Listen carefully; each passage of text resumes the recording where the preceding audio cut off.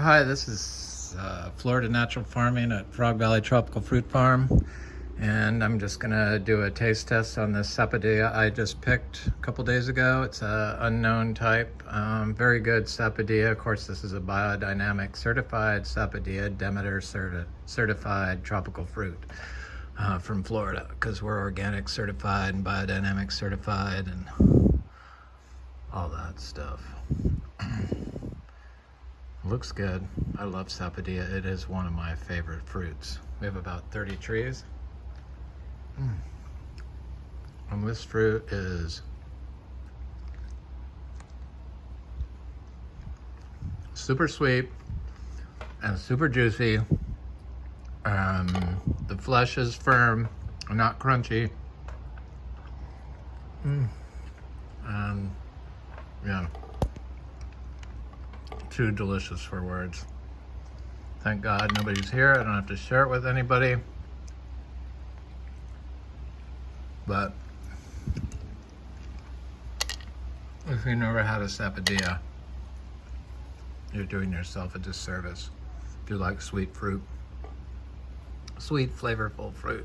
It's like it has a hint of cinnamon in it almost. Vanilla. That's delicious. As you can see, I can't stop eating it.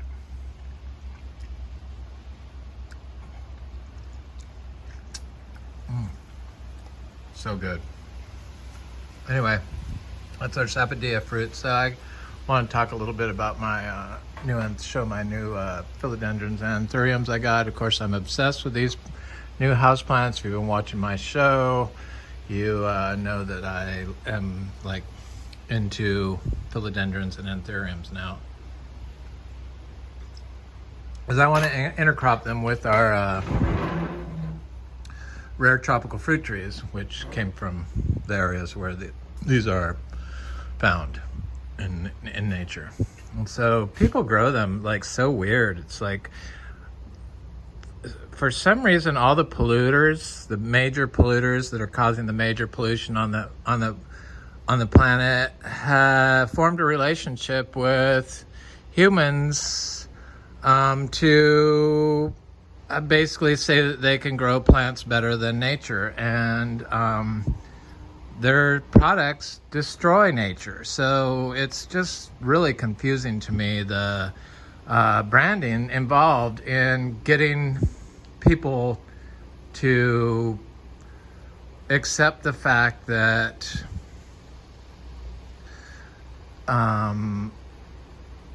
nature is the only way that we should be growing our plants. So I make biodynamic compost, and everything I grow is grown in this biodynamic compost, and it's basically just manure and pine shavings and hay and cow pee. But it's super fungally dominant, and it gets big chunks of obviously fungal aggregates in it.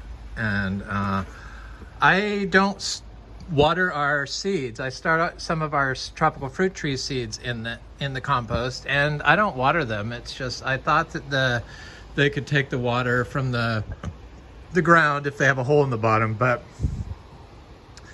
I'm discovering that probably I don't even need to water these in here to grow faster. Yes, but the anthuriums, I've been a long-time hoarder of different types of rare tropical plants, and when I lived in San Diego,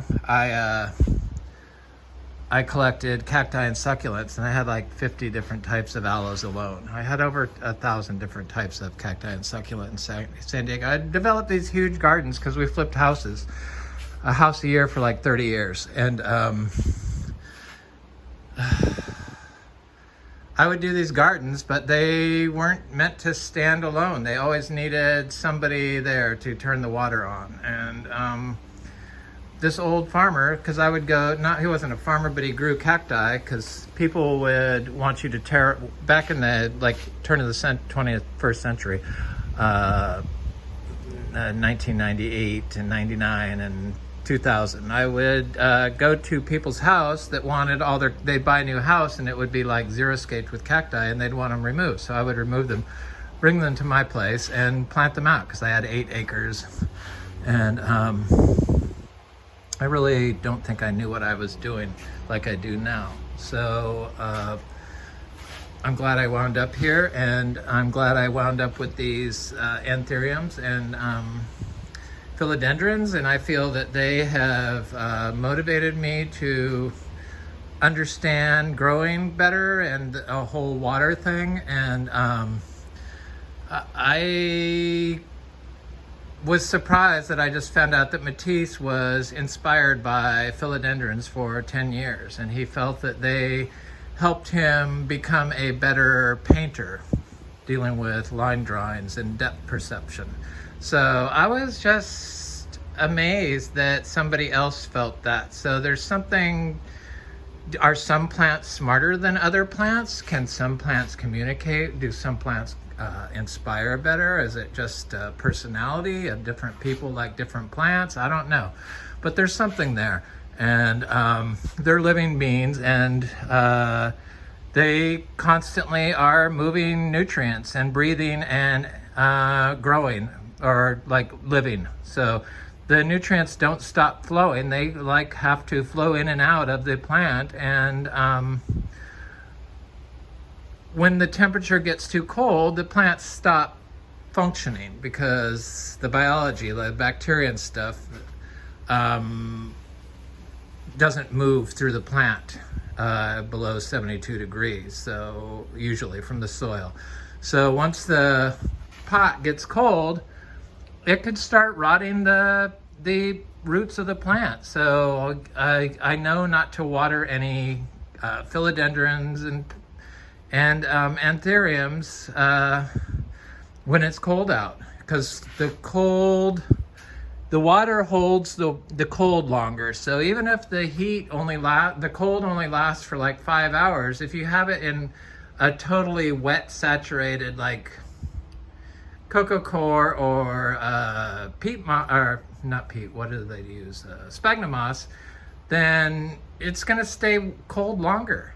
So for me, I just put my compost in there and I don't even water the anthuriums.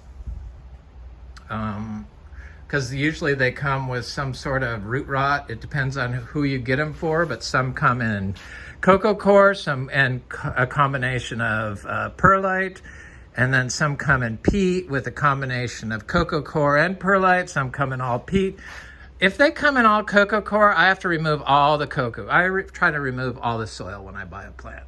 But if you don't remove the coco coir from around like these begonias, and you put this compost in with them, the compost will digest all the coco coir and it'll be just a big air pocket around the begonia. So but I have to remove it and make sure none of the fertilizer gets into my system, and then fill up the pots with the compost, the biodynamic compost we make. So I'm watching these videos on people's cold, and I'm always amazed at how little people know in Florida how to grow orchids. And it's so simple. You just have to like put them in a tree and make sure that they can get rained on. Like in here wouldn't be good, but outside, I've got like at least 300 orchids.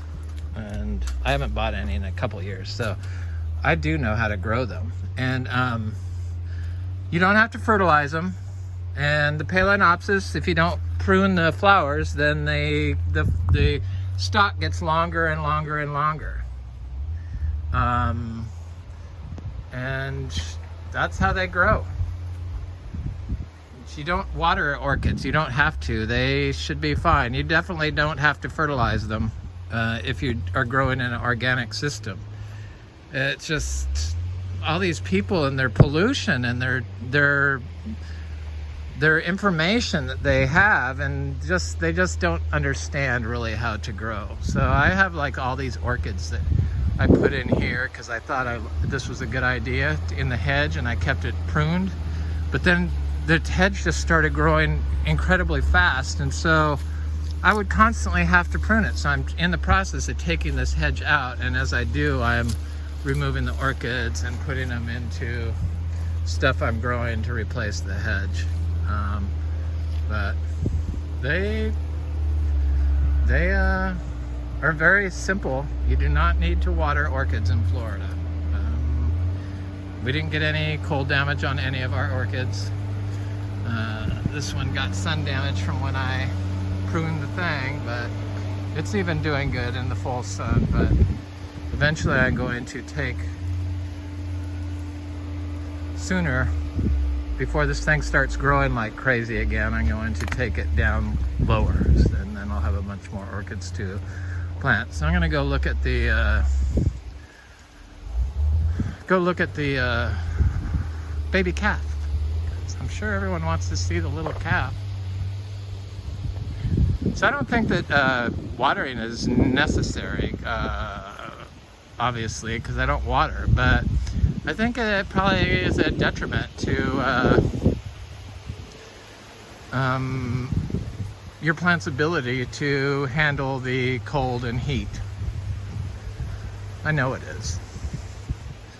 It's bizarre when I see all these videos. I could really look at their orchard floor, and then it's like so many different types. Some have wood chips, but all I see is white soil and in the bare spots, and so I know that they don't have any biology going on in there. And then others are like shade cloth, and it's like, oh my God, the plastics that we're putting in our world are going to eventually be so thick on the planet that they'll probably catch fire and melt everything, would be my guess. Because those microplastics from the shade cloth is just scary, because it's vinyl chloride, which is a cancer causing. So if you're putting it on the ground and you're putting it above your head, it's polluting something. The mangoes are looking good. Got lots of fruit set on that Venus. We got lots of fruit set on this sweet tart. We got lots of fruit set on this fruit punch.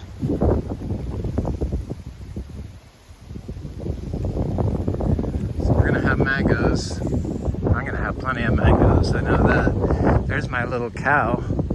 Hi, Carnation.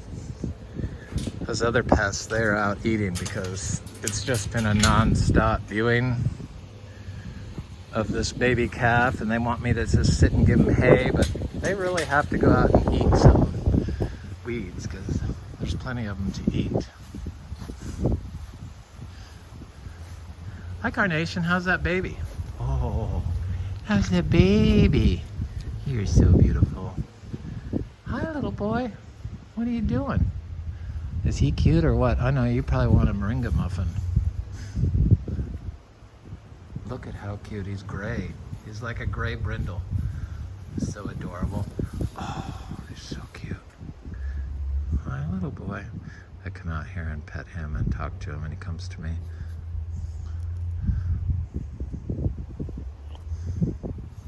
Hi, precious. He's so cute. Yeah, imagine. She turns white in the summer.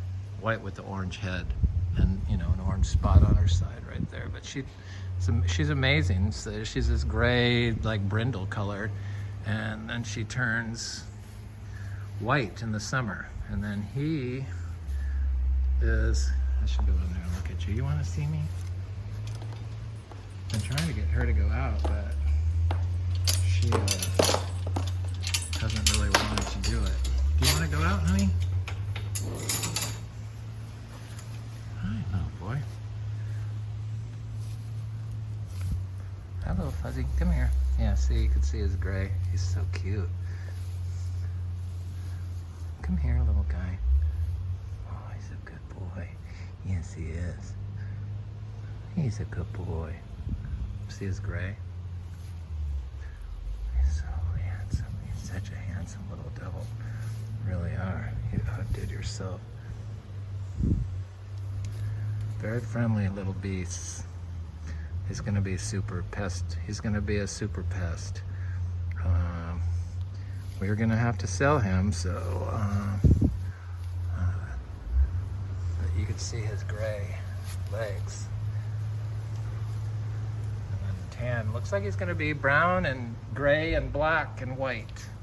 I could see gray underneath his chest coming through. It's beautiful. I love the gray paints. He's gonna be pretty fancy. Pretty fancy. Just like his mama. Is that cute or what? Yeah. Oh. $1,500 is what we're selling him for. My partner wanted to keep all of them, and I'm like, we cannot keep all of them. We didn't get our big giant farm. Can't do it. Anyway, this is Frog Valley Tropical Fruit Farm. I just want to do a quick